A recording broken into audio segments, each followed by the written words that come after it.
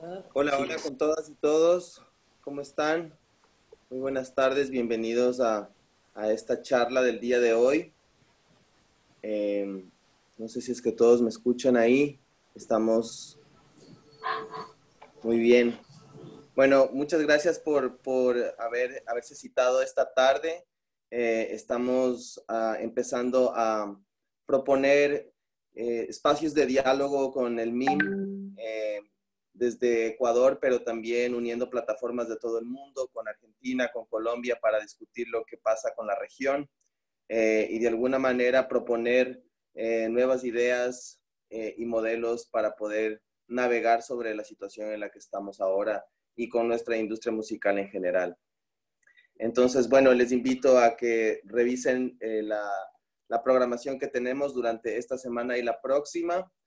Y bueno, estamos muy contentos de tener a unos increíbles panelistas el día de hoy y el día de mañana también seguirán con el programa. Así que sin más, les dejo con Paula Rivera de Argentina, Octavio Arbeláez desde Colombia, Ana Rodríguez y Fabiola Pazmiño desde Ecuador en este panel, panel que da el arranque al MIM Online. Así que bueno, les mando muchos abrazos y les dejo con Fabiola, que va a empezar.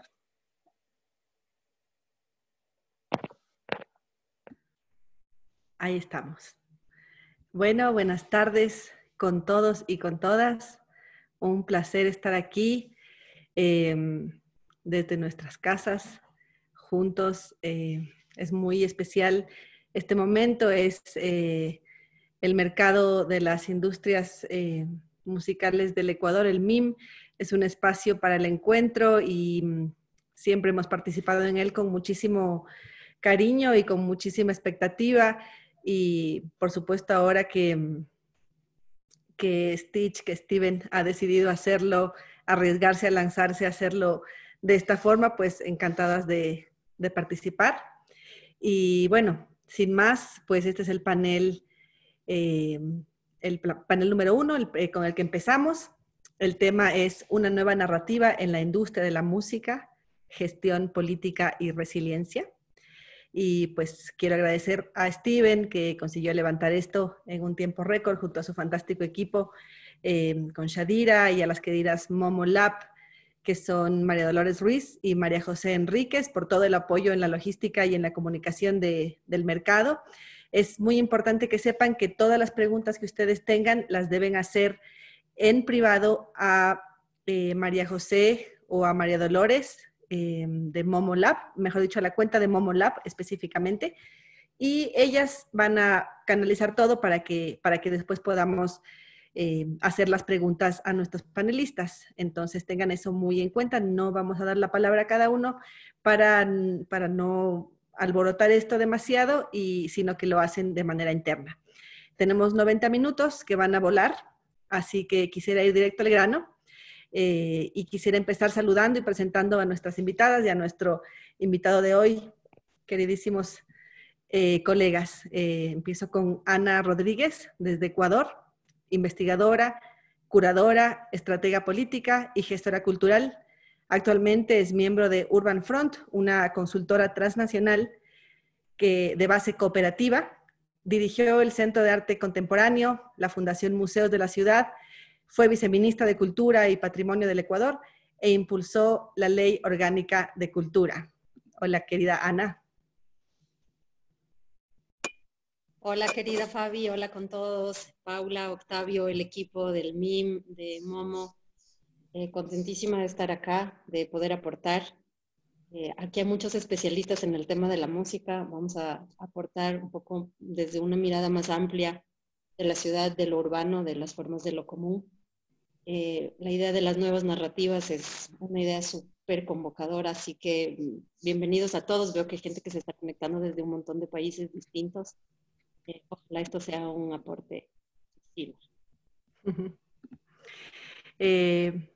Después tenemos desde Colombia a Octavio Arbeláez, abogado, gestor cultural, director de Circulart, fundador del Festival de Teatro de Manizales, codirector de Mapas, presidente de Red Lab Colombia, la red de promotores culturales de Latinoamérica y el Caribe, y de la Asociación para el Desarrollo de la Industria de la Música Iberoamericana, ADIMI, un pionero de las industrias culturales que le ha apostado decidida y efectivamente a la escena independiente y a las nuevas músicas iberoamericanas, nuestro maestro y sensei y querido amigo. Saludos, Octavio.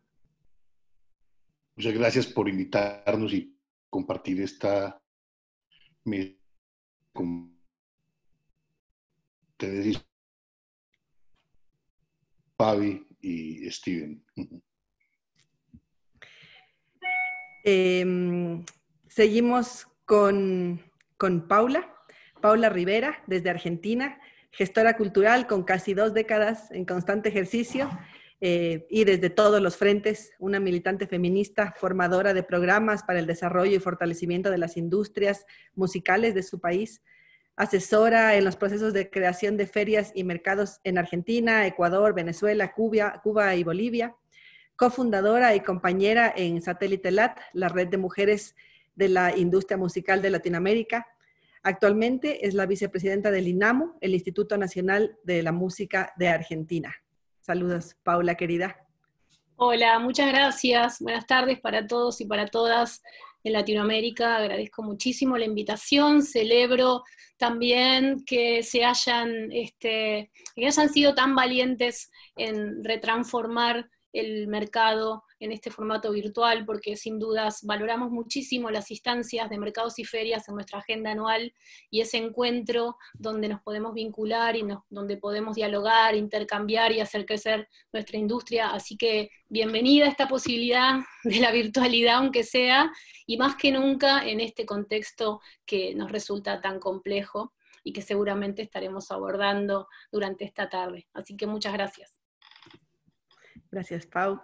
Y bueno, sin más, bienvenidas y bienvenidos al MIM Ecuador. Bienvenidos un poquito al Ecuador también. Quisiera empezar contextualizando brevemente la situación actual de las políticas culturales en el Ecuador, en nuestro país. Y para eso voy a leer un fragmento de un balance realizado por la gestora ecuatoriana Paola de la Vega y publicado ayer por RGC Ediciones. En varios países de la región, la pandemia no es la causa de la crisis social del presente, sino la continuidad radicalizada del debilitamiento de lo público, postergación de agendas de derechos, entre ellos los culturales, carencia de representatividad política y de mecanismos efectivos de gobernanza y participación democrática que aquejan también a lo que se definió desde hace 30 años en América Latina como sector cultural. La crisis se dejó ver en Ecuador en la convulsión ocurrida meses atrás en la emergencia sanitaria y remite directamente a modos de organización colectiva de lo político-cultural en el paro nacional de octubre del 2019, cuando artistas y ciudadanos gestores culturales, activistas de los feminismos y por los derechos de la naturaleza, entre otros, se juntaron tanto en acciones de protesta antineoliberales como de sostenimiento de la vida de las clases populares y de los pueblos y nacionalidades indígenas, protagonistas del paro.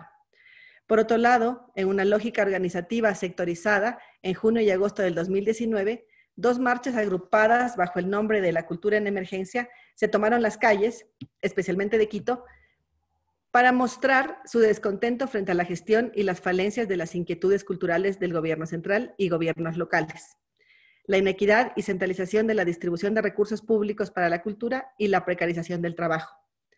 A este estallido del malestar social se suman el agotamiento sectorial generalizado por algunos factores, el incumplimiento y la falta de soluciones efectivas de parte del Instituto de Fomento de Artes, Innovación y Creatividades, que no logra a día de hoy cerrar los procesos financieros y administrativos de los proyectos beneficiarios de la convocatoria de fomento 2018-2019, la incapacidad de concreción de la Ley Orgánica de Cultura de 2016 en instituciones y políticas culturales específicas, la doble definición política de la agenda pública de cultura entre el Ministerio de Patrimonio y Cultura y la Dirección de Gestión Cultural de la Presidencia de la República con su programa Arte para Todos, los recortes presupuestarios del 2020 y la lamentada ausencia de una cultura de cultura en la agenda política del Estado. Finalmente, es importante mencionar que el Ministerio de Cultura y Patrimonio del Ecuador habían abanderado a través del ministerio de esta cartera a Juan Fernando Velasco, desde el último trimestre del año pasado. El Plan Ecuador Creativo, programa que contempla el impulso a incentivos tributarios y créditos para emprendimientos culturales en una suerte de guiño sonriente a la economía naranja. Desde el inicio de su gestión, Velasco ha inclinado la balanza a favor de industrias y emprendimientos creativos, nociones cercanas al universo artístico del ministro, quien ha desarrollado una cartera como cantante y músico pop desde hace varias décadas. En este panorama, en marzo pasado, el Gobierno Nacional anunció la cuarentena y el confinamiento en todo el país, el cierre y suspensión de actividades culturales y espectáculos, restricciones en el uso y circulación de espacio público y una serie de medidas de registro global para controlar y desacelerar el contagio de COVID-19. Espacios culturales públicos y autogestionados, funciones, proyectos y acciones de artistas populares en las calles se han paralizado por un periodo aún indefinido. Frente a una situación, la primera reacción pública fue la del ministro de Cultura y Patrimonio, que anunció el programa Desde mi casa, que consistía en entregar por concurso público $200 a 200 artistas a nivel nacional, a modo de fondo de producción para una función unipersonal a ser transmitida por la televisión pública en franja horaria familiar. Los $40,000 que representan el total del fondo fueron gestionados por el ministerio a través de la banca pública. La medida rápida y populista de gesto compasivo y conciliador con los artistas más vulnerados fue aplaudida por una parte de ellos y rechazada por otros que esperaban una propuesta de mayor envergadura. Por su parte, la ciudadanía mostró en redes sociales un claro rechazo no solo al programa ministerial, sino a que los artistas cobrasen por cantar o montar una obra de teatro online en plena crisis. Enunciados como los artistas están para ayudar en la crisis, no para lucrarse de ella, más que artistas son parásitos, para los artistas promocionar su arte es suficiente apoyo, por poner algunos ejemplos, mostraron la marcada incomprensión de buena parte de la ciudadanía sobre el quehacer artístico y la necesidad de una pedagogía social. Las bases del programa Desde mi casa se presentaron el 21 de marzo y los contenidos seleccionados serían producidos y programados a fines de este mes. Sin embargo, a inicios de mayo, el programa aún no ha sido ejecutado. El artículo continúa y es fantástico, así que les recomiendo su lectura, pero hasta ahí es más que suficiente para arrancar y contextualizar este diálogo. Y empiezo con Octavio. Octavio, querido. El desarrollo de las industrias culturales en Colombia siempre ha sido un referente no solo para el Ecuador, sino para el mundo. Sin embargo, hemos visto una justa y angustiante preocupación en el sector, que no se aleja demasiado a lo que vivimos en el Ecuador. Según tú, entonces, ¿cuál sería esta nueva narrativa que hable de una resiliencia real y equitativa y que contemple además todos los baches que han hecho que esta crisis golpee tan cruda y enfáticamente al sector cultural? Justo se nos fue. Ahí está. Bien, buenas tardes nuevamente. Le cambio de locación porque estaba fallando un poco mi conexión. Claro, todos estamos confinados y esto significa que en mi casa, que tengo 2 hijos estudiantes universitarios, una profesora universitaria que es mi compañera, mi mujer, Aida, y yo estemos usando al mismo tiempo las redes, pues obviamente saturan y generan estos problemas que estamos viviendo. Efectivamente, estamos todos en un momento muy complejo de nuestras vidas, confinados, pero es el mundo. Probablemente nuestra relación en este momento crítico, en primer lugar, es el problema que se relaciona con el miedo. Y es el miedo en un contexto en que el confinamiento nos da ciertas seguridades, pero el problema más complejo para nosotros es que estamos teniendo que pensarnos en muchas otras dimensiones. Estamos siendo golpeados y dentro de estos golpes son muchos los festivales, los conciertos, los eventos que se han cancelado en el mundo entero. Los teatros, los museos, todos los espacios culturales han suspendido sus actividades. Y muchos tratan de continuar a través de plataformas web o de herramientas tecnológicas, brindando ese acceso de manera libre y gratuita como una contribución a esa medida que han adoptado los gobiernos del mundo, que es permanecer en casa. la propagación y la intensidad del virus es más que preocupante y obviamente esto ha hecho que se hayan afectado todas las cadenas de valor. Y hay un tema muy complejo que probablemente no se ha visibilizado de suficiente manera, y es el de los técnicos y todos los que están detrás del escenario. Todo el mundo piensa en festivales, todo el mundo piensa en el glamour, en los artistas, y no piensan en todos los que viven de las industrias creativas y los que trabajan en este sistema. Ayer ocurrió un caso muy dramático en la ciudad de Cali, en Colombia, y fue el suicidio doloroso de un técnico que era muy reconocido en el sector. El problema que él aducía en su despedida era justamente el estar viviendo una situación crítica y no sentir que había un futuro, que había una manera de salir de esto. En realidad, nosotros logramos desde las artes vivas, en particular desde la música, que haya un momento único e irrepetible de comunicación entre la audiencia y el músico. Pero en todo ese momento hay muchas horas de trabajo, muchos desvelos en que todos estamos trabajando. Aquí están colegas muy queridas y a quienes respeto y admiro mucho pese a su juventud, y sus trayectorias son muy sólidas, que saben que cuando estamos en esta especie de puesta en pausa, han recurrido y sobre todo a los medios digitales como un medio de reconversión, pero lo primero es que empiezan a trabajar desde una dimensión muy curiosa, en particular en Colombia y en Latinoamérica, que es regalar la cultura. Entonces, la gente de teatro, la gente de la música, del sector cinematográfico, de la danza y en general de todo nuestro sector, está brindando generosa y gratuitamente sus contenidos para contribuir a esa primera medida profiláctica, ese primer cerco que es muchacho no salgas, quédate en casa.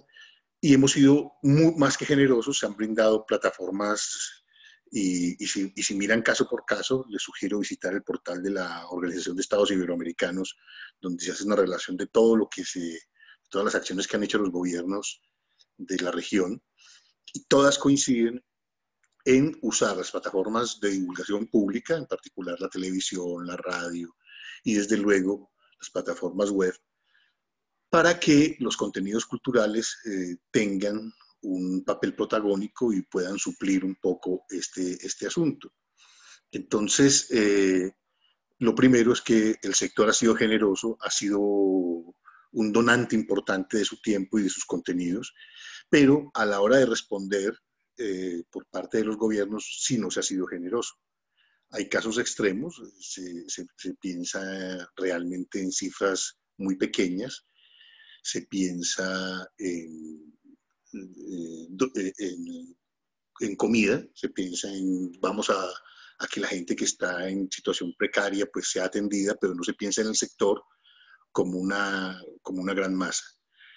Hay casos singulares. En Colombia hay 680.000 empleos generados por el sector de la cultura y, sin embargo, el Ministerio de Cultura nuestro ha tratado de dar algunas respuestas, pero no ha conseguido que haya una inyección económica importante en el sector.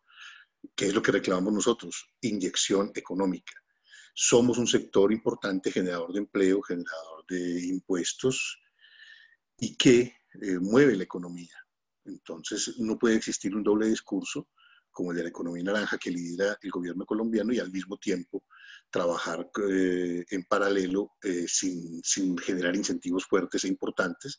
Y más bien, todas las medidas que se han publicado han sido medidas que han reciclado dineros que ya estaban en el presupuesto del Ministerio de Cultura. Nosotros, por otro lado, tenemos un tema muy complejo, y es que estamos luchando contra la incomprensión. Hay una anécdota muy curiosa en las recientes acciones que tomó el gobierno de los Estados Unidos, que han sido de billones de dólares, y es que recorta 125 millones de dólares a National Endowment for the Arts. Y lo que decía una senadora, que era muy curioso, era, bueno, pero es que ese dinero puede ayudar a mucha gente. Es decir, el sector cultural está privado de recursos importantes, pero al final, en las cifras billonarias que significan, en Estados Unidos hay 5 millones de personas vinculadas al sector de las industrias creativas, 5 millones de personas, y no solo no reciben auxilios, sino que se recorta el presupuesto. En cambio, la industria aeronáutica, que tiene 600.000 empleados, recibe 25 billones de dólares de apoyos. Entonces, es curioso cómo somos percibidos. Pero quiero hablar de una cosa muy importante que para mí es lo que tenemos que afrontar desde el punto de vista práctico, y es involucrar los gobiernos locales y regionales. Es decir, que se ponga mucho interés en buscar los espacios participativos y de consenso, de tal suerte que todos, el sector público y el privado, asumamos esta difícil realidad que se configura. Sabemos que la cultura es un recurso de la especie humana para superar sus propios déficits de sentido y de existencia, y necesitamos que se mantenga esa capacidad crítica que se genera a partir de la cultura. Entonces, desde ese punto de vista, hemos propuesto en varias publicaciones, en artículos, en diferentes medios, que haya un trabajo serio de planificación de las acciones de las instituciones culturales, que concerte con el sector esas políticas públicas, específicamente en el sector de la música independiente, que ha sido clave para sobrellevar esta crisis. Hay decenas de iniciativas en todo el mundo en que a través de la música se han recaudado fondos. Han sido donantes, los grandes artistas mainstream han sido donantes generosos, y aún los artistas emergentes también. El pasado fin de semana en Colombia, toda la escena emergente colombiana vivió un proceso muy importante para generar donaciones.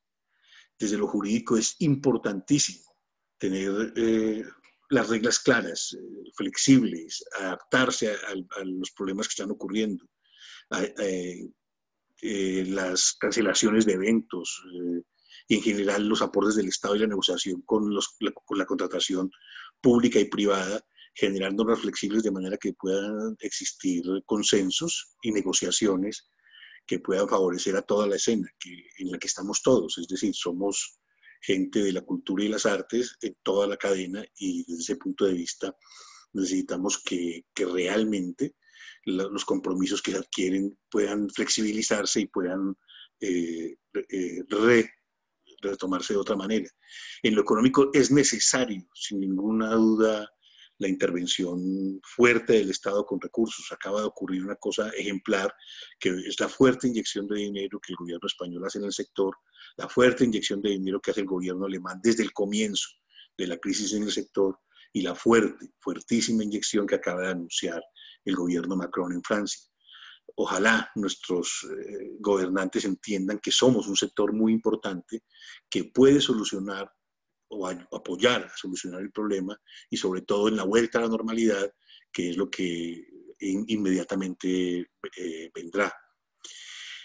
Desde luego, en estos contenidos económicos estamos sometidos a temas muy complejos, que van desde unos créditos que, en el caso de Colombia, la banca es de un nivel de usura bastante importante, son tasas que en ningún país de Latinoamérica existen. Nosotros planteamos que se reduzcan importantemente, que los alquileres y los arriendos de las salas y los venues sean favorecidos, que puedan ser renegociados. Ese largo etcétera que todos estamos pidiendo, las desgravaciones fiscales, reducción de los IVAs, postergación de los impuestos y de la seguridad social, etcétera, etcétera.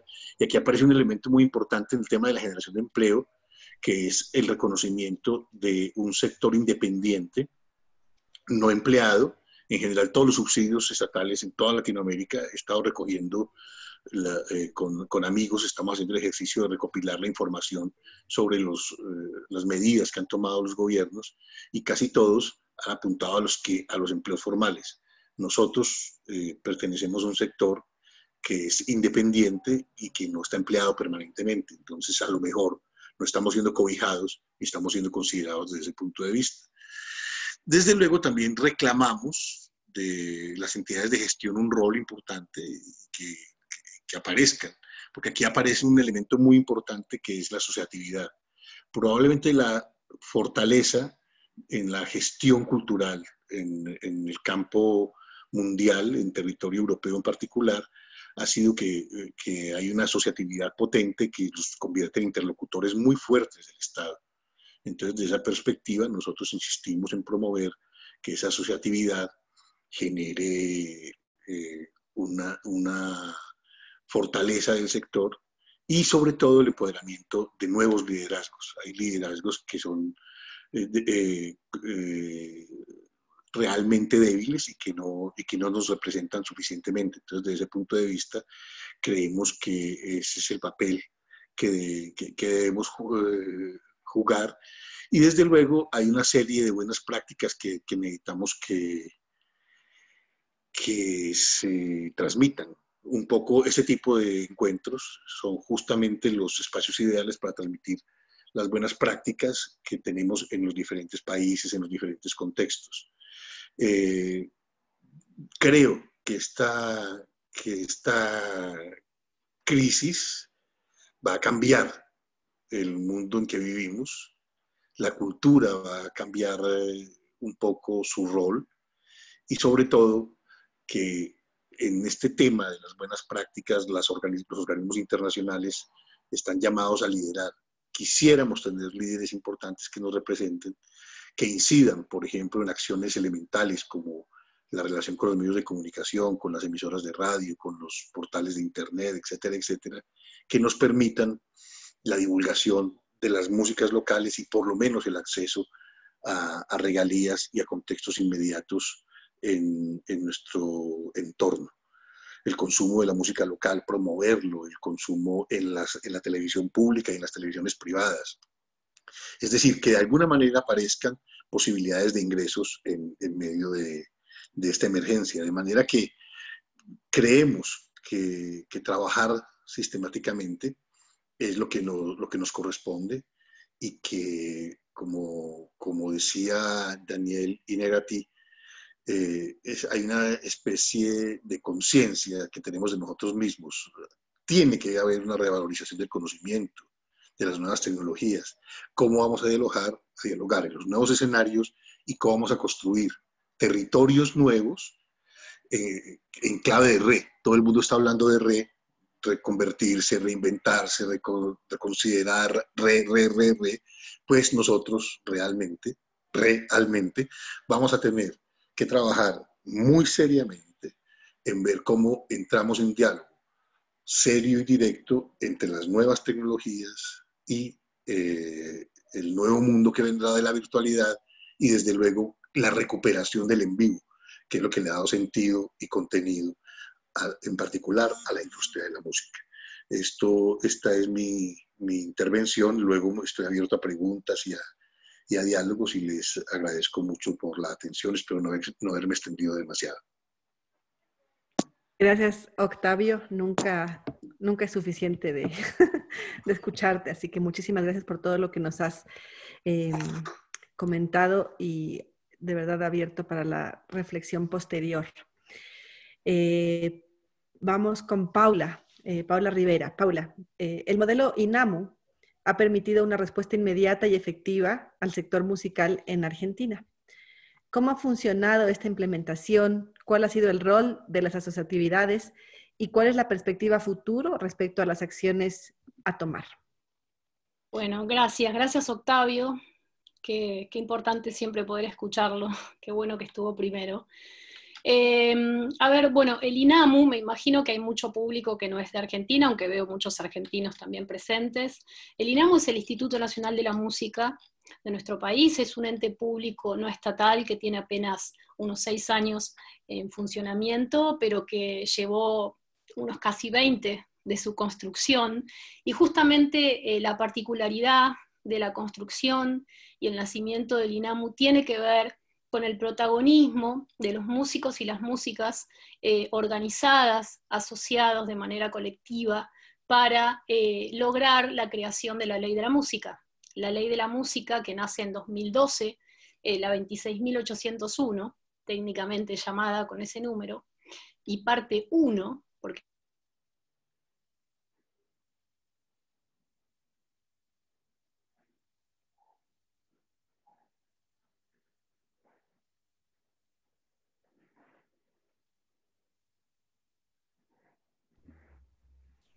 se nos cortó Paula.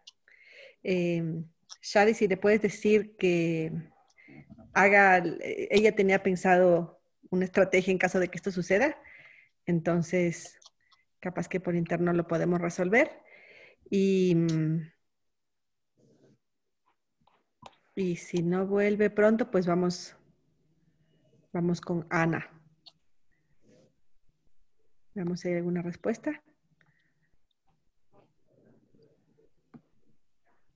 Chucha, y es hecho verga, loco. Bueno. Brian, por eso tuve que utilizar el doble soporte. Incluso pido disculpas porque estaba utilizando los dos videos. me parece que voy a tener que hacer lo mismo que Octavio, duplicarme. Ah, perfecto, ahí volvió. Sí, porque acá pasa lo mismo. Se nos cae la conexión todo el tiempo, así que me estoy pasando. Ahí estoy. ¿Se me escucha? Bueno, me pasé directamente al teléfono porque es imposible. Bueno, hablaba de esto, de las nuevas narrativas en la industria de la música, que es un tema realmente que nos pone a todos en esa clave en re, como dice Octavio. Nosotros como instituto hemos intentado, en función de la situación que nos atraviesa, la pandemia, el COVID-19, que ha golpeado tremendamente al sector de la música a nivel global. Aquí en Argentina la música ha sido uno de los sectores más heridos, va a tardar muchísimo en recuperarse la actividad, sin dudas, incluso no estamos seguros de que pueda seguir exactamente de la misma manera de la que estamos acostumbrados a vivirlas en el día a día, cuándo volveremos a asistir a un concierto, cuándo volveremos a trabajar y a ser parte de equipos de los conciertos, cuándo nos volveremos a subir a un avión o a un bus para girar, para viajar a una feria, a un mercado, y también cómo quedaremos nosotros a partir de las secuelas que probablemente ya la forma de vivir en el confinamiento nos pueda quedar.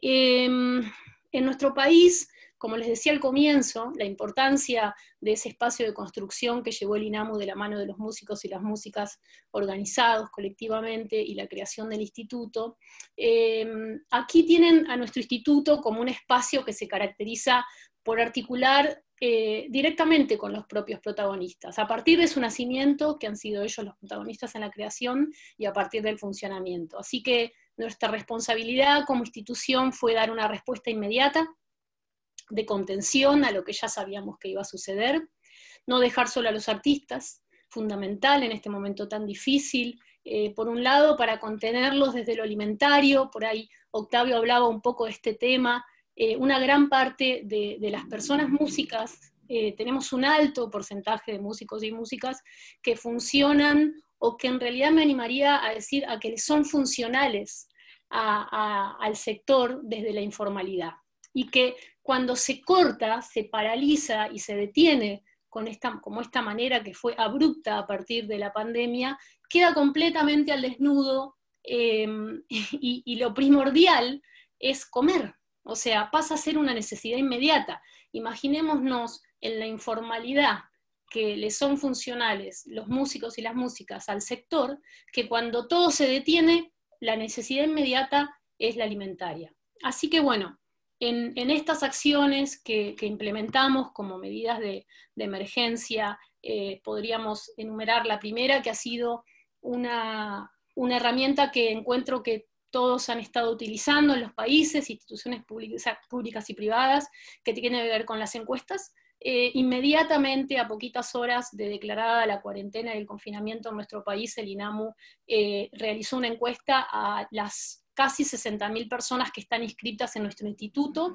cada una forma parte del Registro Nacional de Músicos y Músicas que tenemos por ley, es el único registro que existe en Argentina, son casi 60.000 personas, y de las cuales aproximadamente 7.000 se pudieron encuestar, o sea que estamos hablando sobre una muestra de 7.000 personas, es una muestra muy alta, y sobre los datos obtenidos pasamos a trabajar con más claridad en una segunda acción inmediata, que fue la realización de una convocatoria de fomento solidario que consistió en otorgar montos de dinero en función de la categoría fiscal y si que podían pertenecer estas personas, o bien su figura en la informalidad en el sector. Se trataron de aproximadamente unos 2.500 fomentos, son fomentos dinerarios, estos fomentos no llevan una contraprestación creativa, nosotros no les pedimos a cambio ningún tipo ni de producción ni de devolución de proyectos, sino que se dieron en el marco de la emergencia exclusivamente. En paralelo a la convocatoria de fomento que rápidamente nos pusimos y actuamos y dimos una respuesta, trabajamos algo que es súper importante, también lo mencionaba Octavio, que tiene que ver con una campaña para que todos los medios de comunicación, públicos y privados, difundan más música nacional en sus programaciones.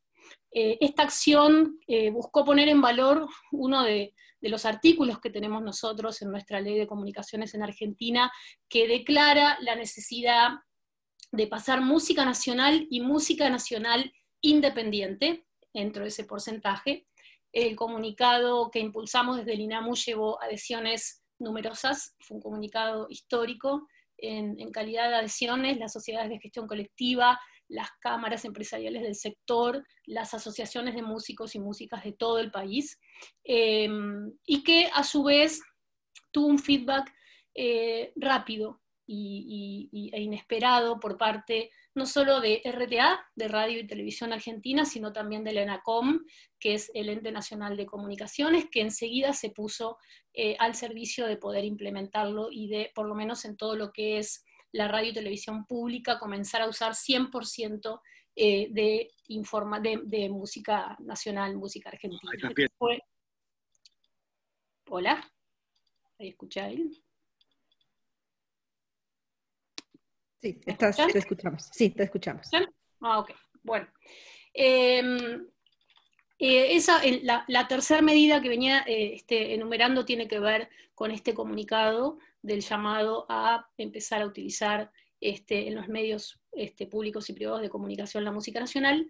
Y por último, una de las últimas acciones que tomamos desde el instituto fue articular con la televisión pública. Nosotros tenemos un canal de la televisión pública que es una de las mayores llegadas que tiene a todo el país a nivel territorial, federal, nuestra TV pública, y logramos articular un programa que sale 2 veces por semana, ya hace aproximadamente 5 semanas, o 4 semanas, entre 4 y 5 semanas, con 1 hora de programa, donde videos de grupos y solistas de músicos y músicas de todo el país que nos fueron enviando mediante la articulación con las asociaciones de músicos y músicas, que es muy grande a nivel federal. Armamos a Unísono, creamos Unísono, que es este programa, y que están todos y todas invitados a conocerlo a partir de la página web del INAMU. Ahí vamos colgando los programas, y salen en la TV pública todas las semanas, y esta alternativa de acción crea también la posibilidad de visibilizar la enorme producción que significa la realización por parte de los artistas, para toda la Argentina, para el sector musical, pero también para toda la sociedad. Poner en valor la enorme producción que hoy tenemos de música a través de la televisión pública. Y justamente ayer, desde el INAMU, algo muy fresquito, logramos también iniciar una campaña de fomento mediante las donaciones. Esto lo acabamos hace 24 horas que lo anunciamos. El INAMU abrió la posibilidad también a partir de una iniciativa de un músico y luthier que decidió donar parte de sus ingresos en este marco al INAMU para seguir de alguna manera generando más fomentos. Abrimos la posibilidad también a las donaciones. Así que bueno, recién ahora podemos decir o sentir que estamos dando las primeras señales, hemos atendido en la inmediatez al sector.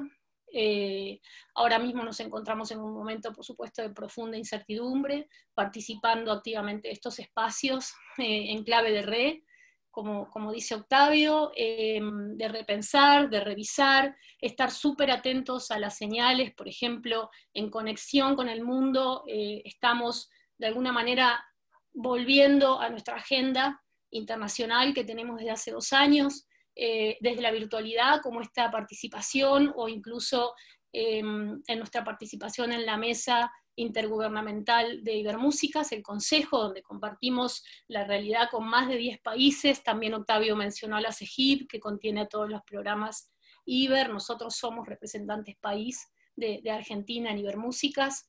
Sin dudas cada país tiene su particularidad, pero a su vez los mismos problemas nos encuentran a todos, y según la historia de construcción que tenga cada uno desde el sector, algunos podemos tener mayor o menor ventajas en su abordaje, pero es muy importante entender cómo los agentes de instituciones públicas que somos tenemos la responsabilidad de escuchar, de formular respuestas y de utilizar estos programas o acciones o las herramientas que ya venimos desarrollando existentes cada uno desde nuestras instituciones como parte de la solución del problema. Eso es fundamental.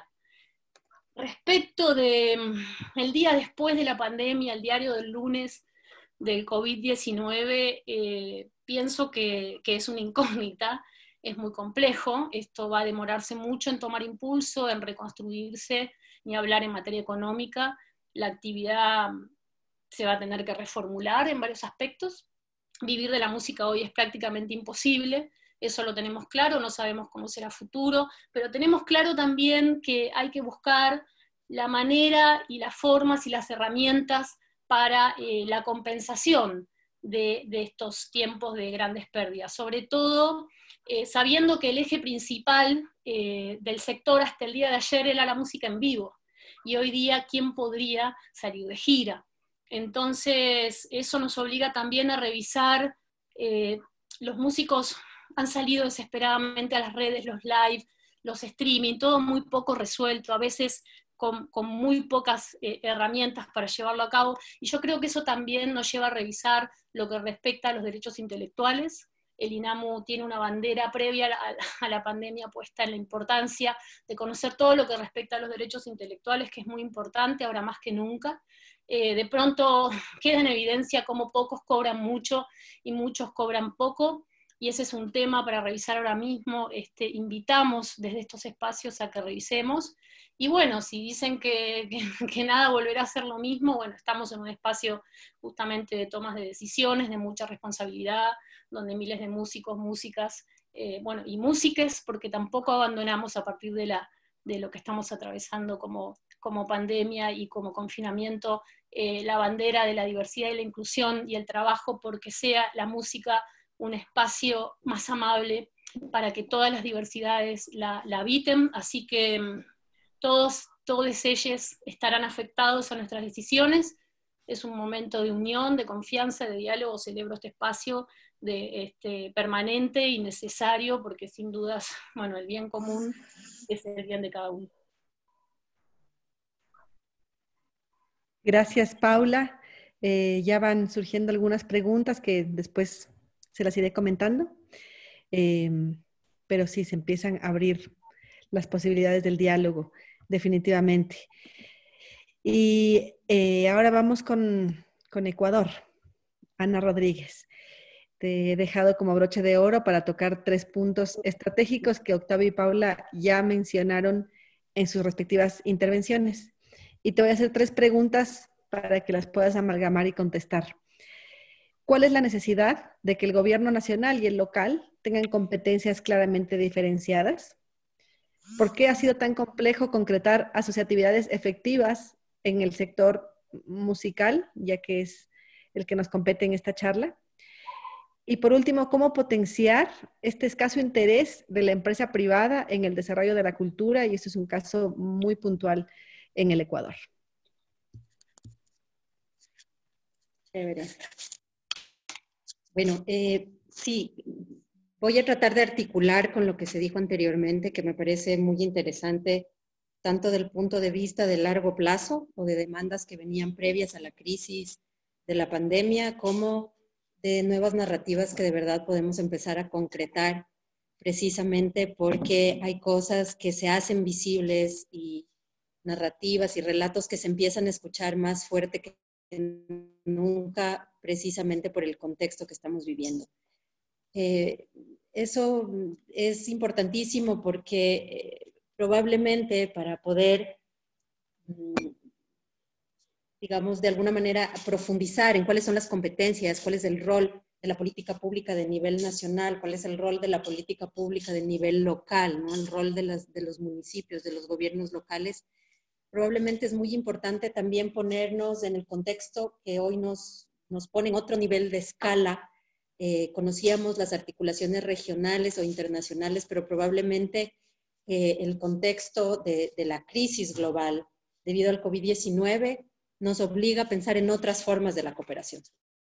Entonces, de pronto, el que se visibilicen la falta de ejercicio de derechos de una manera muy amplia, cuando pensamos en vivienda, en salud, en los temas alimentarios, nos hace probablemente también pensar en cuál es el rol de nuestra narrativa como sector cultural, los gestores, los agentes, los músicos, los artistas, precisamente en elaborar este discurso en el cual la cultura es parte de una serie de derechos que consideramos en la base de los comunes urbanos, en la base de la convivencia y probablemente una de las prioridades en la agenda de la cooperación social. Creo que eso es fundamental porque, como decía Octavio de inicio, el rato que pensamos en garantías, el rato que pensamos en derechos, en formas más amplias, como el trabajo, ¿no? Como la cobertura social, como las coberturas de salud, obviamente estamos hablando de las capacidades locales, nacionales, pero probablemente también de un diálogo al que empezamos a sumarnos muchos, a sumarnos desde distintos lugares, y no a sumarnos necesariamente con una agenda puntual de financiamiento o de fomentos específicos, sino con una agenda más amplia. Como decían Octavio y Paula, muchos artistas, muchos músicos en nuestros países han estado dispuestos a donar, a regalar cultura, entre comillas, a sumarse a una plataforma de gente que se está repensando y que entiende que la música, en este caso, tiene un poder excepcional para reconfigurar el día a día de la vida de la gente en situación de confinamiento, para repensar los cuerpos, lo que Octavio llamó el miedo, esa complejidad y esa profundidad, probablemente que tienen que ver con la producción de contenidos, son una clave que nos invita de nuevo a pensar en lo que en el Frente Musical ya habíamos llamado el poder de la música. Entonces, creo que el contexto de la pandemia nos abre lo que cuando pensamos en estrategias urbanas, en estudios urbanos, a una relación multiescalar, ¿no? Y esa escala de la cooperación social de manera más amplia, no solo regional, sino en un contexto global, poniendo por delante el pragmatismo de las políticas locales, es probablemente una cosa fundamental a la que nos, digamos, a la que nos enfrentamos con herramientas interesantes, como precisamente lo que ha hecho la CEGIB o lo que se ha hecho como en relaciones multilaterales o bilaterales entre distintas instituciones o países, pero que constituye necesariamente en este contexto una nueva narrativa y un nuevo reto. En el caso del Ecuador específicamente, el tema de las políticas públicas, de competencias de nivel nacional y de nivel local, son necesariamente, parten de un antecedente.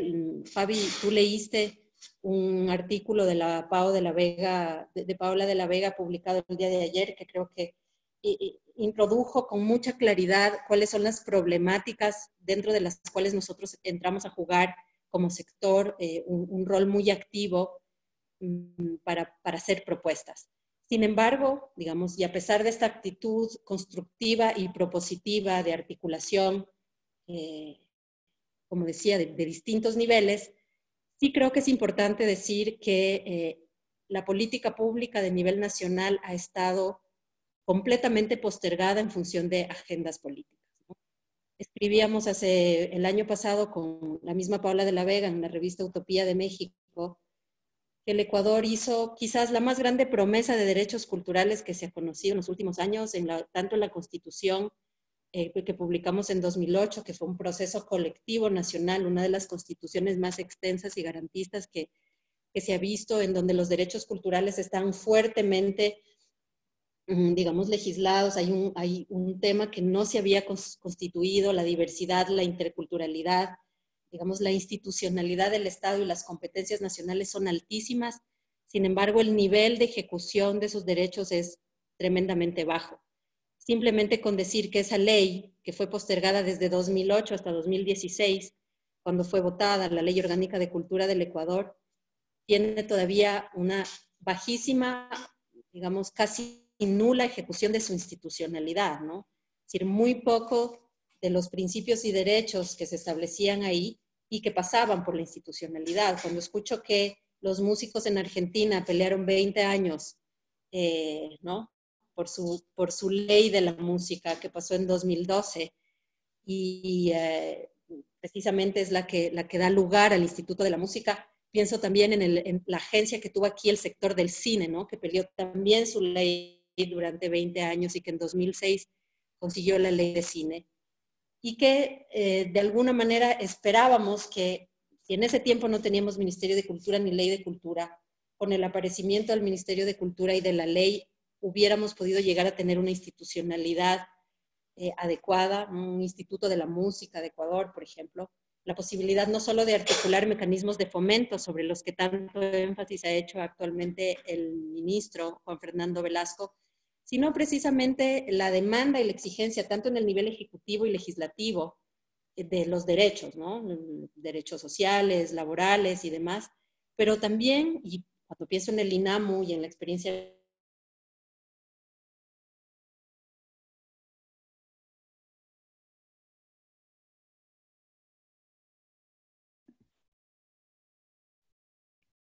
Esperamos un poco. ¿Ya volvió? en una parte muy importante de esa Ana, dimensión. te perdimos los últimos 2 minutitos. Si puedes recapitular un poquito. Ok. No, decía que esa institucionalidad que es tan importante y que de alguna manera es una de las maneras en que esa ley se hace carne, ¿no? Esos pendientes conocidos, ¿no? Probablemente un instituto de la música del Ecuador nos permitiría tener, decía yo, aquello que tiene que ver con el fomento y que es en lo que más ha trabajado la administración, el ministerio actualmente con el equipo de Velasco, pero también los derechos, ¿no? El tema del trabajo, el tema de la seguridad social y las coberturas, así como el conocimiento, la memoria, el patrimonio, la educación, la investigación, es decir, los distintos momentos de la cadena de valor de un sector que ha contado con poquísimas políticas públicas, como es el sector de la música en este país. Entonces, ese nivel nacional, esa política pública de nivel nacional por la que preguntabas, Fabi, y es posiblemente no es una cosa que pasa del blanco al negro y que seguramente nos toca un camino como sector. Yo he estado en los distintos lugares, ¿no?, de esas actorías. Sé lo difícil que es la política, pero sé también las responsabilidades y lo que implica y lo importante que es tener un sector activo contrariamente a lo que podemos pensar.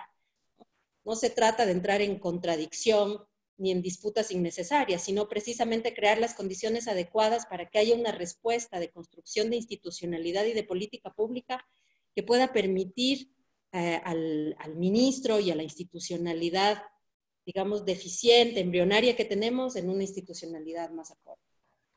Probablemente ahí, y para tener esa interlocución, uno de los asuntos más importantes debe ser el que me indicabas, que era tu segunda pregunta, es decir, cuál es el nivel de la asociatividad, cómo funciona, cuáles son las capacidades de un sector, en este caso el sector musical, de articularse, de generar agendas, avances y diálogos que precisamente permitan que aunque la representatividad empiece siendo escasa y vaya construyendo en el proceso, tener un diálogo lo suficientemente rico y sostenido con la política pública de nivel nacional para que las decisiones que se toman no se tomen sobre el vacío, no se tomen desde un escritorio en el miedo político de responder rápidamente, ¿no?, a unas exigencias, sino precisamente en el detalle, en la minucia y en la profundidad que requieren esas acciones. La generosidad política de iniciar gestiones y construcción de institucionalidad de algo de lo que probablemente no veas el fruto, ¿no? Y pensamos que hay muchos de esos procesos que toman 10, 15 años y nosotros tenemos un sector demandando esa creación ya algunos años, tal vez este diálogo no nos va a dar frutos en lo inmediato, pero posiblemente es fundamental que haya esa apertura y que haya la capacidad del sector de organizarse. Ahora, sobre el tema de la asociatividad, yo me hago unas preguntas que de cierta manera son cosas que veíamos antes en otros sectores y que frente a la crisis nos las replanteamos. Los temas más urgentes que constituyen el sentido más importante de la vida de la gente, que son valor de uso, que no son valor de cambio. Hemos pensado en el contexto de la crisis en la vivienda o en los sistemas alimentarios. Necesitan formas de organizarse. Para los mercados populares en las ciudades, sobrevivir y responder a la economía popular necesitan. Hemos visto más que nunca, hemos hecho visible la falta de acceso a la salud universal, la falta de acceso a la vivienda. Una de las propuestas que se está trabajando, eso lo trabajamos en una organización a la que pertenezco que se llama el Urban Front, una de las agendas es cómo fortalecer los procesos cooperativos. Hay modelos exitosísimos en otros sectores. Quizás una de las respuestas es cómo nos abrimos desde la cultura a entender cómo otras formas de cooperación se han organizado, ¿no? Ahorita, por ejemplo, estamos pensando en cómo los mercados pueden aprender de la experiencia organizativa de la vivienda, ¿no? El cooperativismo en Uruguay ha dado uno de los modelos de vivienda más importantes del mundo, el más interesante de América Latina, cómo el modelo cooperativista de vivienda asequible en Uruguay, podría nutrir en un modelo cooperativista para sistemas alimentarios, de alimentos frescos en Quito, Ecuador. ¿Por qué no pensar que la cultura está dentro de ese registro en donde nos replanteamos los modelos de asociatividad precisamente para poder articular unas maneras de gobernanza y de toma de decisiones y de representatividad, pero también un diálogo con el Estado, tanto de nivel local como nacional, como un sistema financiero de subvenciones que provienen del Estado, como que exigen, facilitan o ponen en práctica políticas de incentivos tributarios, de estímulos fiscales, todo lo que, por ejemplo, la banca pública con intereses adecuados y no usureros, como decía Octavio, etcétera. Entonces, formas de, digamos, yo se invitaría a que precisamente empecemos a mirar experiencias organizativas y de cooperativismo que tal vez en otros sectores han tenido éxito y que precisamente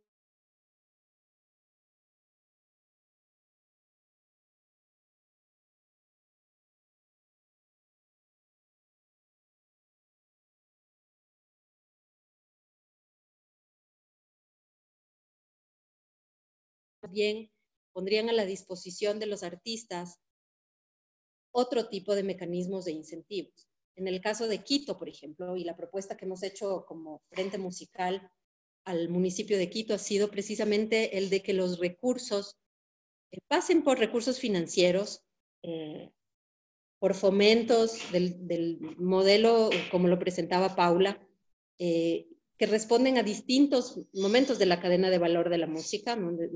Desde la creación hasta la circulación, pero pasando evidentemente por el reconocimiento del amplísimo abanico de roles y actores que tiene el mundo de la música, ¿no? A veces nos hemos restringido a pensar como en quienes lo producen y en quienes lo circulan, y finalmente nos vamos dando cuenta más ahora que nunca el rol educativo, el rol pedagógico, el sostenimiento en la vida psicológica de la gente, el poder que tiene la música, no solo de enseñar, sino de traer profundidad, complejidad, alegría. Es decir, empezamos ahorita a pensar en todos esos actores, en esos distintos momentos de la cadena de valor y en la capacidad que tiene el gobierno local de construir políticas específicas porque puede conocer un sector muy de cerca. Para eso las encuestas, la data, la información cultural son fundamentales. Y, por ejemplo, repensar el rol de las infraestructuras, es decir, no solo son mecanismos financieros, sino también son mecanismos no financieros, recursos que tienen que ver con una red de museos y de espacios culturales que es muy amplia en esta ciudad, de teatros, de espacios, el rol de los espacios públicos, cuál va a ser el rol de esos espacios en el reencuentro de la gente, digamos, en toda una creación de una nueva cultura ciudadana. Creo que Colombia es uno de esos lugares en donde los temas de cultura ciudadana han sido muy trabajados, pero el Ecuador no es así. Digamos, los temas de cultura ciudadana los tenemos nombrados como derechos en la Constitución. En nuestra Constitución está nombrado el derecho a la ciudad, pero casi no tenemos programas en donde se reconfigure, digamos, el rol del arte, la cultura y el espacio público, por dar un sencillo ejemplo. Entonces, probablemente una de esas iniciativas se discute actualmente en el municipio, de lo que sabemos, si, por ejemplo, Quito, al asumir la puesta ya en práctica del artículo 119 de la Ley Orgánica de Cultura, que obligaba a los gobiernos autónomos, a los municipios, a contratar 50% de artistas nacionales y 50% de artistas internacionales para sus eventos y sus ferias, de pronto ahora, en la circunstancia en la que nos encontramos, hay una discusión muy interesante que va hacia ¿por qué no invertir el 100% de esos recursos, ¿no es cierto?, en la creación nacional y en esos distintos momentos de la cadena de valor, de manera paralela, ¿no es cierto?, al avance y a las capacidades que tenemos como sociedad de ser resilientes y de ir adaptándonos a ese proceso. Yo creo que eso es una discusión fundamental, no solo porque creo que la cultura es estratégica en eso, digamos, por su presente y su futuro, sino porque también creo que el pasado, nuestra propia historia como gestores culturales, como artistas, nosotros éramos resilientes antes de esa palabra exista, ¿no? Es decir, la capacidad de los artistas y de los gestores de adaptarse, de construirse, de reconstruirse. Es decir, la clave de de la que hablaban Octavio y Paula, la conocemos en otras circunstancias desde hace mucho tiempo. Es decir, la capacidad de ponernos en colectivo, de cooperar, de reorganizar es enorme. Ahora, ¿en qué condiciones y con qué mirada estratégica? Pensando tanto en esas competencias como en esa dimensión global, en aquello que podemos escuchar y ver hoy y obviamente en condiciones de trabajo adecuadas, que como decía Octavio, probablemente son fundamentales cuando pensamos que muchas de las políticas de empleo, tanto a nivel nacionales como internacionales, se están pensando para formalizar la mayor cantidad de empleo frente a la crisis. Ahora, frente a la crisis, hay un micrófono prendido y está haciendo interferencia. No sé si, perdón, paréntesis, pero están diciendo en el chat que si los que tienen micrófonos prendidos los pudieran apagar. Sí, era el de Tomás. Si se hacen reformas para el empleo, para tener más empleo formal o para formalizar empleo, ¿en qué lugar y cuál es la agenda que nos vamos a construir como sector precisamente para que haya un reconocimiento, eventualmente un proceso de formalización, considerando que el empleo en cultura en la gran mayoría de los casos es un empleo intermitente, ¿no? Si ese empleo es intermitente, muy probablemente también ha llegado un momento en que nos articulamos, digamos que esa dimensión de la cooperación social de nivel más global, digamos con experiencias de distintas ciudades, de distintos sectores más locales, podrían construir, digamos, legislaciones comunes, ¿no? Y ahí es donde creo efectivamente, como se decía anteriormente, en que la articulación de experiencias, ¿no?, para unas plataformas más grandes, como la que están haciendo los músicos, frente a determinada producción de contenidos y a determinadas posturas en el marco de sostener la crisis, también se debería pensar a nivel de la gestión, de la negociación con gobiernos nacionales, con gobiernos locales, pero en una plataforma de cooperación social mucho más amplia y que va mucho más allá de lo nacional. Si es que logramos acuerdos con el Estado, si logramos organizarnos en plataformas, en asociatividad, si, digamos, estas agendas las vamos construyendo, es muy probable que los países que no tenemos capacidad de cooperación público-privada, digamos, porque no se han construido suficientes incentivos o estímulos para los privados o porque simplemente no ha habido una relación en donde ni las industrias culturales, que sean pensadas desde una lógica más progresista o desde la economía naranja, quiero decir indistintamente, digamos, en términos de las condiciones, tanto para la industria cultural como para pensar el emprendimiento, ¿no? El rol del Estado, las garantías, la capacidad, por ejemplo, del financiamiento público y demás, haya sido de interés de los privados, ¿no? Y probablemente en el momento en que el sector tiene unas mejores condiciones en general, yo no dudo que el sector privado pueda interesarse. Y no dudo que, además, el modo en que el sector privado o el sector de la cultura se interesa en articular sus agendas con el sector privado, que el sector privado lo vea de manera distinta a partir del contexto de la crisis por el COVID. Quiero decir, creo que queda clarísimo cuál es el rol de la cultura, sin meterme en la minucia de hablar de las plataformas, de si son virtuales, de si son presenciales, de si hablamos de cuándo vamos a volver a los conciertos o cuándo vamos a volver a programar. Simplemente en cómo nos presentamos de manera central, como, digamos, el corazón, digamos, es el lugar en donde se generan contenidos en los que la mayoría de la humanidad, digamos, encuentra sentido, ¿no? Y probablemente volver a una cosa tan básica como el poder de la música es hablar del sentido, y del sentido como un movilizador para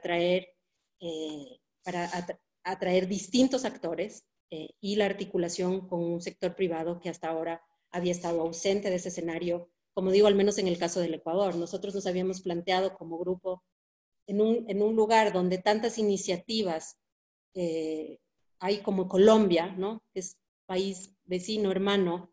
Es decir, ¿qué experiencias inspiradoras hay para el Ecuador y que contienen nuevas narrativas en el caso del contexto de la crisis de la pandemia? A eso se sumaría muy probablemente también un rol que creo que está en la confluencia de estos elementos que hemos nombrado, y también en la confluencia de la articulación de lo público y lo privado, todo lo que tiene que ver con los públicos, ¿no? Con los consumidores, por una parte la generación de identidades, como decía, pero también los temas de formación, de educación no formal, que tienen en este momento una importancia y una relevancia probablemente mucho mayor a la que tuvieron normalmente, que si pensamos a largo plazo deberían también tenerlo. Entonces creo que, bueno, por ahí he dado algunos elementos y podríamos luego seguir. Gracias, Fabi. Gracias, Ana, y gracias a los tres. Tenemos ya varias de nuestra audiencia, entonces voy a ir a ver si apagamos los micrófonos, por favor. Una pregunta muy concreta para Paula desde México. Preguntan de dónde salió el recurso financiero para la selección, para la convocatoria de fomento, y cuáles fueron los criterios para los 2.500 favorecidos.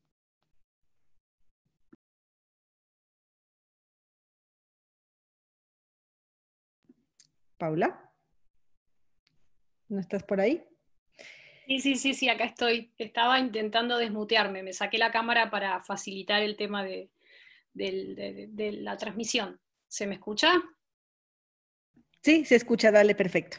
Perfecto. ¿Cómo me decías el financiamiento para? Te preguntan desde México, ¿de dónde salió el recurso financiero para la convocatoria de fomento y cuáles fueron los criterios para la selección de los 2.500 seleccionados? Ok, perfecto. A ver, el recurso son los recursos que tiene la institución, el organismo. Básicamente tiene un ingreso diario, a diferencia del Estado. El Estado tiene presupuestos anuales otorgados por el presupuesto nacional. En el caso del INAMU, nosotros no contamos con un presupuesto asignado, ni siquiera somos parte de la partida del presupuesto nacional anual.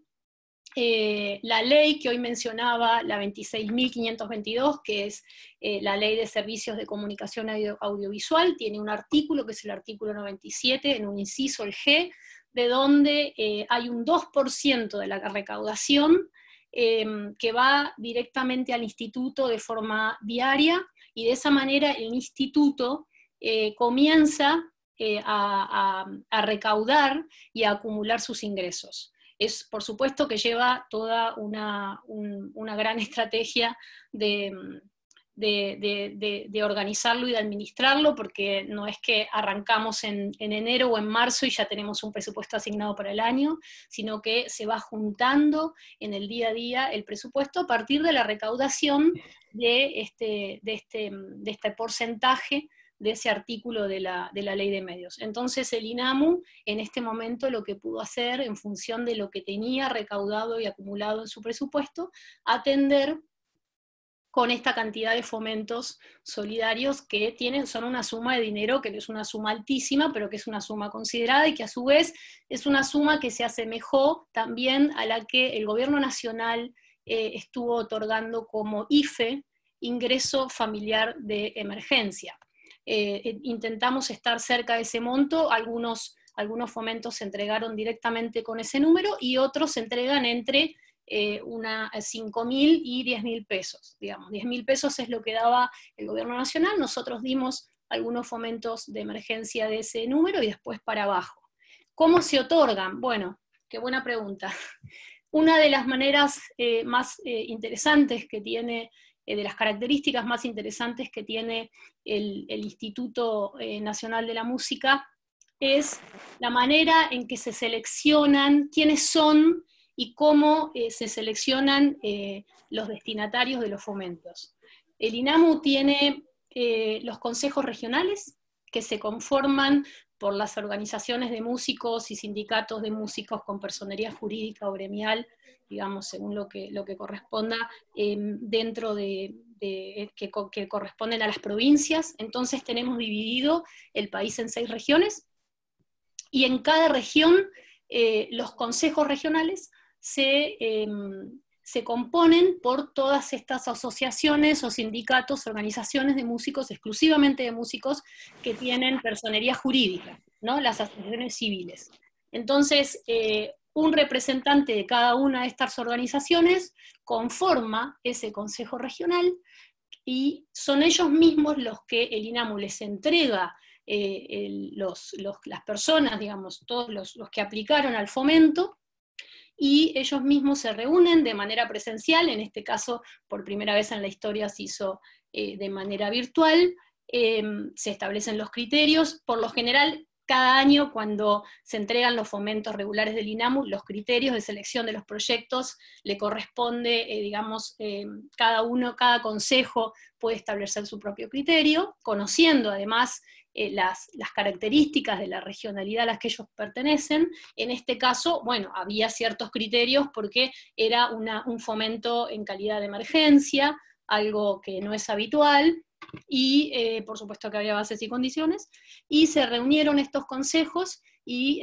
ellos mismos seleccionaron a las personas. O sea, sería el mismo músico, digamos, el sector mismo eligiendo los fomentos para el sector. Ahí nosotros no participamos de ninguna manera. La institución, digamos, ni el directorio, ni las autoridades, es la misma actividad organizada participando en la definición de la designación de los fomentos. Perfecto, gracias, Pau.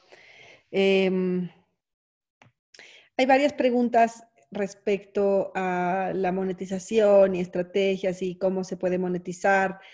Me parece que es importante que todas estas personas con esta inquietud en concreto revisen la agenda del MIM, porque hay una charla específica respecto a monetización bastante interesante el próximo viernes, si no me equivoco, con Nico Madori, en donde van a tratarse como temas que giran en torno a esto y van a salir más dudas específicamente alrededor de monetización y derechos de autor. Entonces, les recomiendo irse por allá para profundizar y que no se queden con esas dudas. Por ahora, sigo una duda para Octavio. ¿Qué consideras que es fundamental para lograr una asociatividad, asociaciones, sindicatos, efectiva y fuerte entre artistas?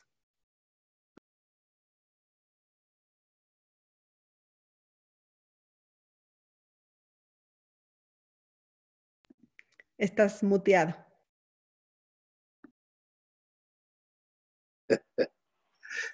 Decía que todo pasaba por la confianza, la generación de confianza y un proyecto común, un proyecto que los involucra a todos.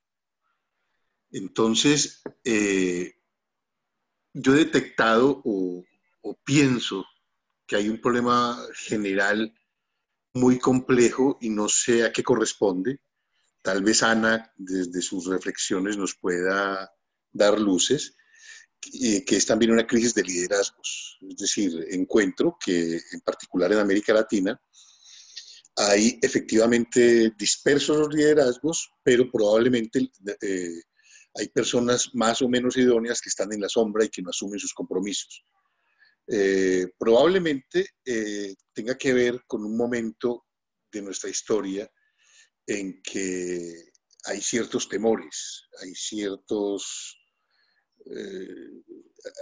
problemas para asumir esos liderazgos y enfrentar el constituir asociatividades éticas que reúnan y hagan que se confluyan los intereses y que se dialogue con las instancias que debe establecerse el diálogo. Yo quería aprovechar el turno de la palabra para referirme un poquito a lo que Ana resaltaba, que era como el miedo. A mí me preocupa muchísimo el tema porque estamos disfrutando probablemente de esta especie de cultura del confinamiento y tengo miedo al miedo. ¿Por qué? Porque el problema es los movimientos sociales y los movimientos creativos debemos luchar contra esta relación con el miedo como una relación social que es propia, la energía del cuerpo y la capacidad de construir un mundo de comunicaciones, de conversación, de imaginación.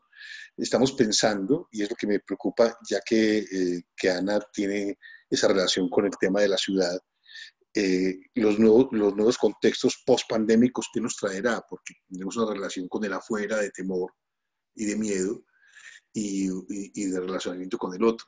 El otro para nosotros ya es una figura temible. Entonces, me parece que es un tema bastante importante de relevar y que encontremos esos puntos en común. Entonces, volviendo a la respuesta para la asociatividad, confianza, construcción de relaciones de confianza que parten del conocimiento y del reconocimiento de los sectores para esa generación de confianza y la construcción de espacios comunes que identifiquen los temas que nos reúnen y que nos hace hacer negociaciones éticas e incluyentes para todo el sector.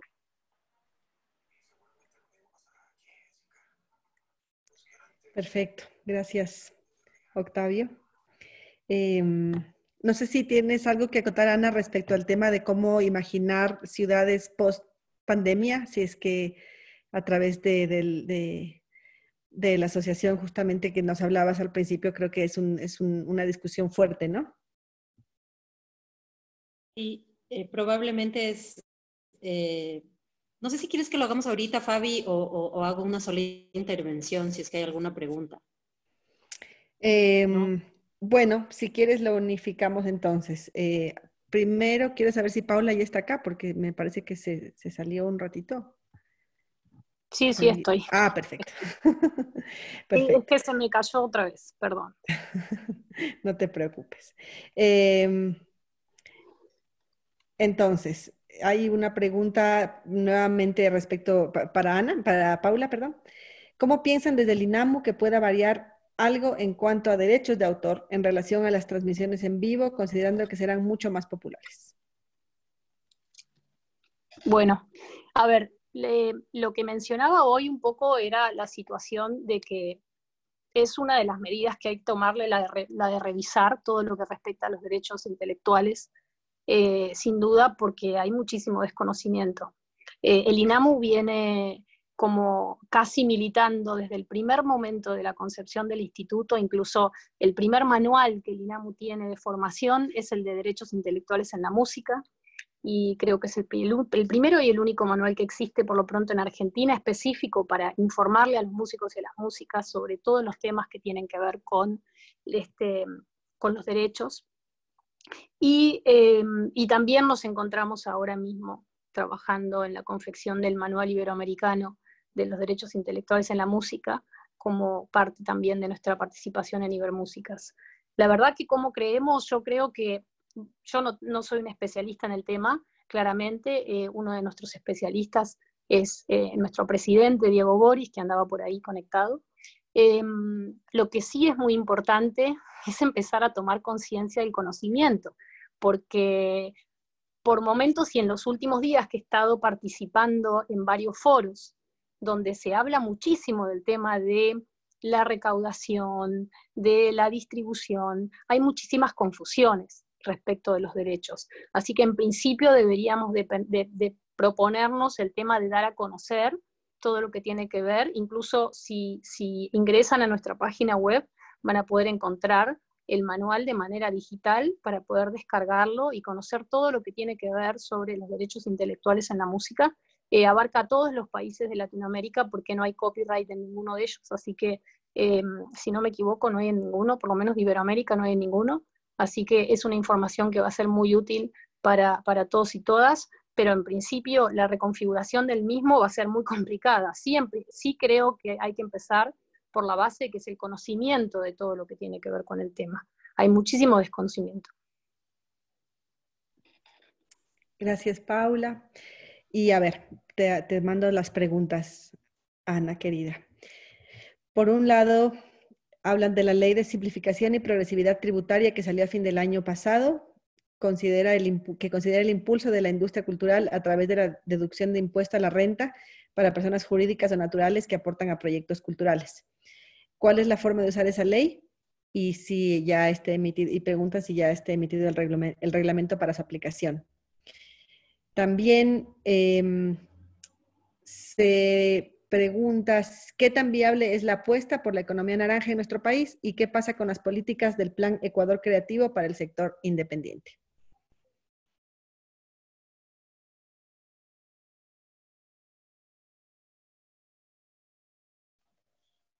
Listo.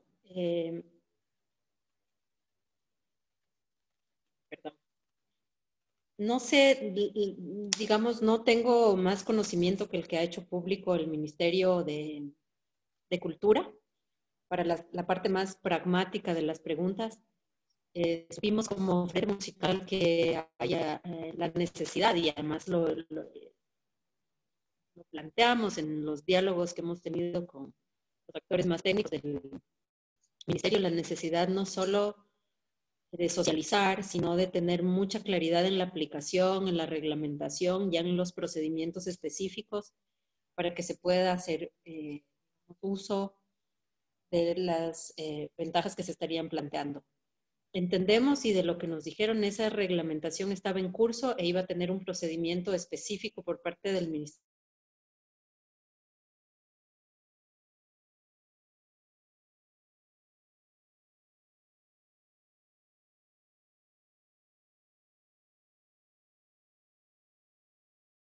De esas políticas y de esos programas.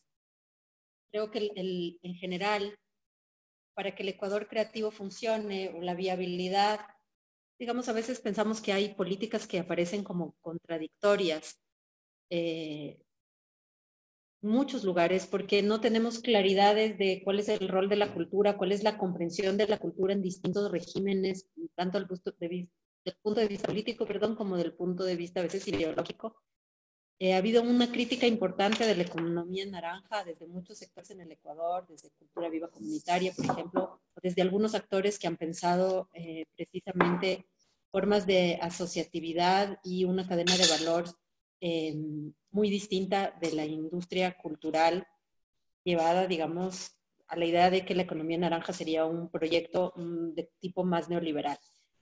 Sin meterme en esa conversación, lo que yo diría para contestar rápidamente a la pregunta sobre la viabilidad es que hace falta una integralidad de las políticas. Están pidiendo que por favor se apaguen los micrófonos porque sigue habiendo interferencia, no lo sé, yo no logro oír. Pero si no hay una integralidad de la política, quiero decir, si pensamos solamente en la dimensión del fomento a través de estímulos y de mecanismos financieros y no pensamos, por ejemplo, en otro tipo de recursos, o como decíamos, en derechos, temas del trabajo, o no pensamos en memoria, es decir, si no hay una integralidad de la política y una institucionalidad que sea técnica, es decir, si se politiza la institucionalidad, si se pone al secretario de un partido político a dirigir un recientemente creado Instituto de Fomento de las Artes, evidentemente vamos a fracasar.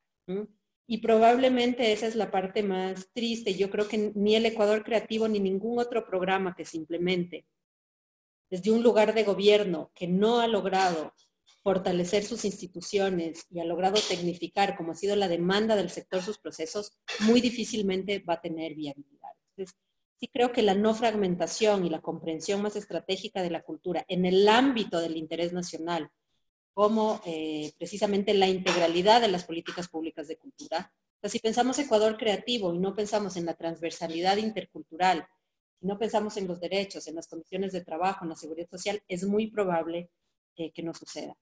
Entonces, yo creo que va por ahí más bien, ¿no? Es decir, no pueden ser procesos lanzados de manera aislada y no articulada o integrada a algo más amplio. Y sí me parece fundamental la discusión en este tiempo más que nunca. Yo siempre lo he pensado y creo que ha habido mucha gente trabajando desde lo local, desde las ciudades, del proceso urbano, pero ahora más que nunca se hace visible que la cultura, como se lo planteaba Osvaldo, me lo planteaba también como una inquietud. Y pienso que la discusión, que ya es una discusión de muchísimos años, sobre lo que en un principio fue la discusión sobre los bienes comunes en las ciudades, los bienes comunes o los que llamamos ahora los comunes urbanos, que es una pregunta compleja y muy interesante sobre aquello que no es lo público estatal y que no es lo privado, sino que precisamente es lo público que una comunidad requiere, que es necesario a la reproducción de la vida, gestión, es decir, es esa lucha y esa negociación por esa gestión, por su gobernanza, es decir, por la relación que establece una comunidad en las reglas del juego y de la gestión con un gobierno de tipo local o nacional. Esa que es una pregunta muy importante en el nivel de la ciudad, creo que es una pregunta fundamental en el nivel de la cultura. Creo que probablemente la mayoría de las prácticas culturales y las posibilidades de agencia y asociatividad tienen que ver con que de pronto nos pensemos dentro de esa discusión y de esa prioridad que tienen ahora más que nunca los comunes urbanos, ¿no? Cuando pensábamos bienes comunes como el agua al inicio de la discusión, ¿no? Que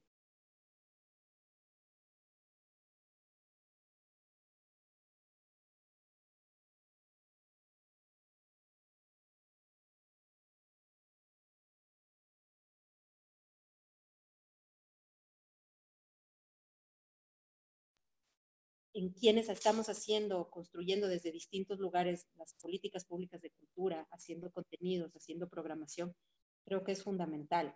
¿Cómo plantearse, por ejemplo, en ese sentido, una de las preguntas fundamentales, el rato que estamos pensando las ciudades, la solidaridad y lo que se genera durante la crisis, cómo se mantiene más allá de la crisis, es decir, cómo esos procesos no nos devuelven de nuevo, por ejemplo, una política de austeridad, ¿no? Está habiendo interferencia. O, por ejemplo, cómo la solidaridad que es posible en este tiempo de confinio, pues nos vuelve a una pregunta, que es una pregunta que se hicieron muchísimos movimientos y hace muchísimo tiempo sobre el uso del tiempo, ¿no? El uso del tiempo, la relación con el trabajo, digamos, con el empleo y el desempleo, la articulación, una solidaridad no con sentido solo durante la crisis, sino de largo plazo, que nos permite fortalecer el proceso organizativo, el nivel de la confianza y el proyecto común del que hablaba Octavio, de los liderazgos dispersos, cómo logramos articular eso, digamos, a más largo término. Yo no hablaría de una nueva normalidad, me parece muy complejo hablar de eso. No lo hablaría en términos reformistas, sino más bien en qué construimos en esta coyuntura que se presenta como una oportunidad que nos permite visibilizarnos, que nos permite conectarnos en un espacio como el que estamos en este momento y precisamente poner en común aquello que ya no habla solamente de la agenda de un sector, ¿no es cierto?, sino de una agenda ciudadana que tiene una articulación, un anclaje local, pero que se gestiona y encuentra soluciones, digamos, desde experiencias más bien que se comparten globalmente. Y creo que por ahí el tema de la ciudad, del derecho a la ciudad, de los comunes urbanos, las experiencias de gestión y cogestión, precisamente de los modelos de gobernanza, son importantísimos.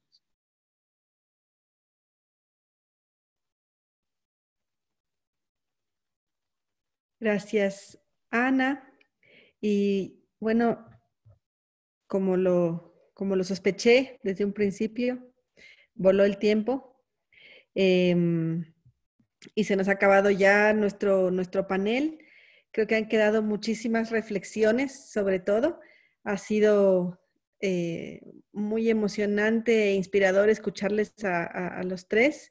Muchísimas gracias, Octavio, Paula y Ana, por su tiempo, por sus reflexiones y por su generosidad también para con todos los que estamos aquí reunidos. Hay mucha gente que nos pide resumen o bibliografía, pues a través de las páginas y las redes del MIM van a poder tener acceso a todo lo que se ha dicho por acá. También estamos poniendo los links de los textos, del texto que les leí al principio, del Instituto del INAMU, y en general pueden conocer más de lo que hace cada panelista en sus redes también. A través de la red de Circulart, por ejemplo, están en constante, comparten constantemente material, reflexiones, convocatorias, links. Entonces es una red madre para todos nosotros en general. Y bueno, sin más, pues agradecerles a todos también por haberse conectado. Disculpas por los problemas técnicos, creo que fueron bastante pocos. Entonces estoy contenta porque en realidad tuvimos una charla bastante fluida. Gracias por las preguntas. Contestamos todas o las unifiqué en lo que más pude para que todas sean contestadas. Gracias equipo MIM, gracias Steven y eso, pues un abrazo para ustedes.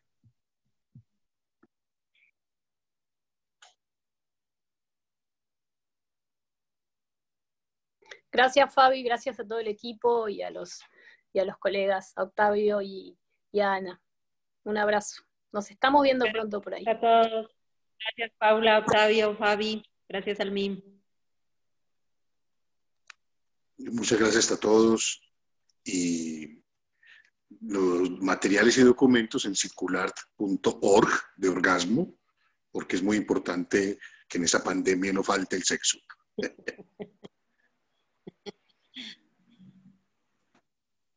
Lo básico, no nos olvidemos de lo básico. Abrazos entonces. Chao, Stitch, ¿ya te fuiste? Sí, chao. Chao.